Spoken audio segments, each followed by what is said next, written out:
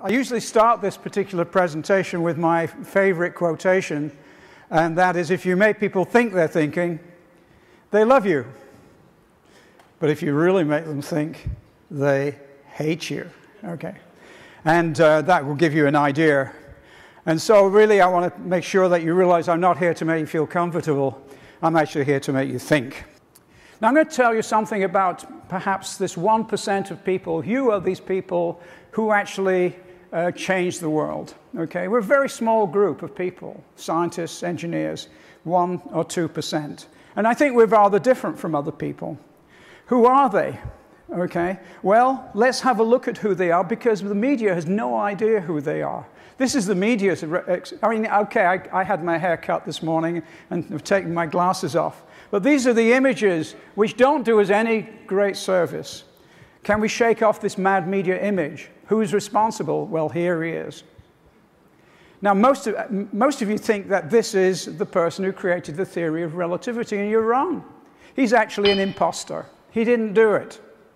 The guy that did it was this guy. Yeah, it's the young man. He was 24 years old. In fact, he was 17 when he first started to think about what it was like to travel at the velocity of light. The old guy, who's my age, was way past it. And we've got to change that image if we want young people to come in and change the world in the future. Darwin, who really changed all our perception of everything, when he started on the voyage that created this amazing book, he was a young man, 24 years old. Maxwell, the most important breakthrough of the 19th century with these 4 equations, Maxwell's equations of electromagnetism and light.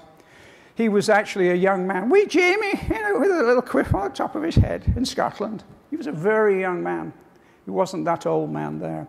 Rosalind Franklin, this young woman, took the most important photograph of all time, and this is it.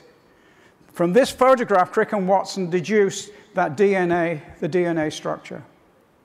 It's very simple structure. It's amazing that almost the most simple X-ray pattern of all gave rise to the most important X-ray pattern, or X-ray crystal structure of all time. Chandrasekhar was a young man when he realized that a star 1.5 times the size of the sun would collapse into a neutron star.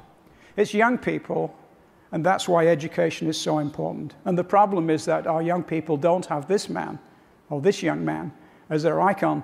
They have people like this guy, and he's a Scientologist on top of that.